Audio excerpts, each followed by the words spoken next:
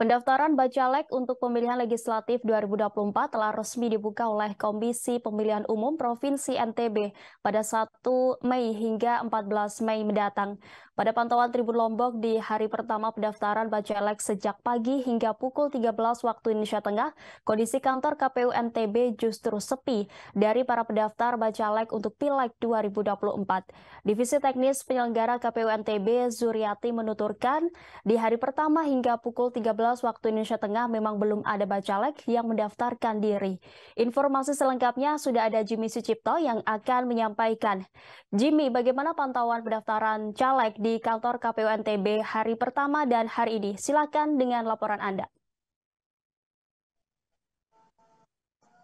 Baik, terima kasih Rima. Benar sekali apa yang disampaikan oleh Rima sebelumnya bahwa Komisi Pemilihan Umum atau KPU Provinsi NTB itu masih sangat sepi dari para bacalek maupun partai politik yang ada di Provinsi NTB. Pada penyampaian, baik, terima kasih Rima. Bahwa benar sekali apa yang disampaikan oleh Rima, kantor Komisi Pemilihan Umum Provinsi Nusa Tenggara Barat masih sepi dari rekan-rekan bacalek maupun partai politik yang ada di Provinsi Nusa Tenggara Barat.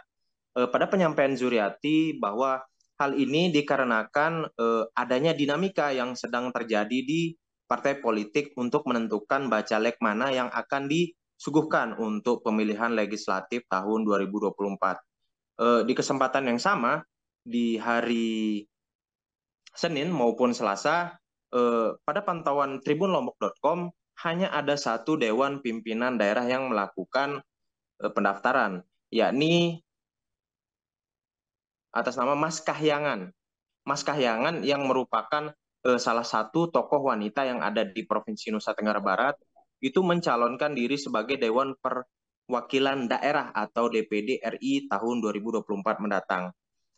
Pada penyampaian Mas Kahyangan bahwa dirinya maju pada DPD RI tahun 2024 ini untuk merepresentasikan bagaimana tokoh kewanitaan itu yang sangat ingin ditonjolkan di Provinsi Nusa Tenggara Barat.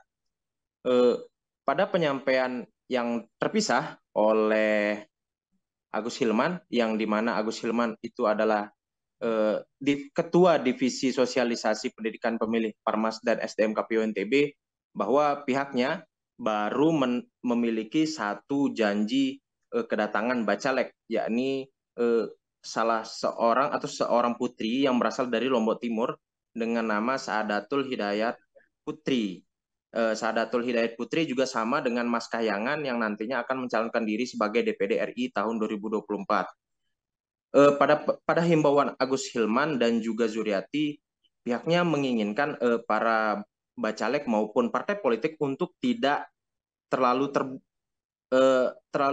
akhir ya, di batas akhir untuk mendaftarkan diri, karena akan ada beberapa evaluasi yang nantinya bisa saja memberatkan parpol maupun bacalek untuk mendaftarkan diri kembali, karena tadi adanya evaluasi dan juga selanjutnya di akhir-akhir itu rawan akan penumpukan, yang dimana banyak bacalek, banyak partai politik yang mendaftarkan diri, yang bisa saja menyebabkan penumpukan dan lamanya proses verifikasi oleh KPU NTB. Namun secara keseluruhan tadi dari penyampaian Agus maupun Zuriati, pihaknya tidak dapat mengintervensi partai politik maupun bacalek untuk mendaftarkan diri kapan dan di mana saja. Pada penyampaian Zuriati saat menutup pembicaraan, pihaknya akan membuka KPU NTB dari tanggal 1 sampai tanggal 13 sejak pukul 8 pagi hingga pukul 4 sore, sedangkan di tanggal 14 atau di akhir pendaftaran, khususnya di tanggal 14 Mei, KPU NTB akan buka hingga pukul 23.59 waktu Indonesia Tengah, atau bisa dikatakan hingga 1 menit sebelum jam 12 malam. Demikian Rima, terima kasih. Baik, terima kasih atas laporan Jimmy Sucipto, selamat bertugas kembali. Dan Tribuners, rekan kami sudah menghimpun wawancara dengan Divisi Teknis Penyelenggara KPU NTB bernama Zuriati. Berikut tayangannya untuk Anda. Hari ini ya, hari pertama ya, di tanggal 1 Mei ini ada satu bakal calon anggota DPD yang rencananya akan hadir sekitar pukul 14 siang ini. Itu baru informasi yang kami dapatkan ya. Nah, baru hanya satu itu aja. Untuk parpol? Untuk parpol sampai saat ini belum ada konfirmasi ada yang datang. Siap. Kalau untuk alasan dari teman-teman Bacalek sendiri, Bu, tidak hadir di hari pertama ini, kira-kira apakah KPU sendiri? Karena memang diberi kesempatan tidak hanya di hari pertama ya, itu kan pilihan mereka ya. Mereka tentu akan memperhatikan apakah dari kesiapan mereka, kelengkapan untuk pendaftaran ya. Jadi memang waktunya antara tanggal 1 sampai dengan tanggal 14 Mei. Itu memang waktu yang disediakan untuk daftar. Jadi terserah mereka akan mau memilih di hari keberapa.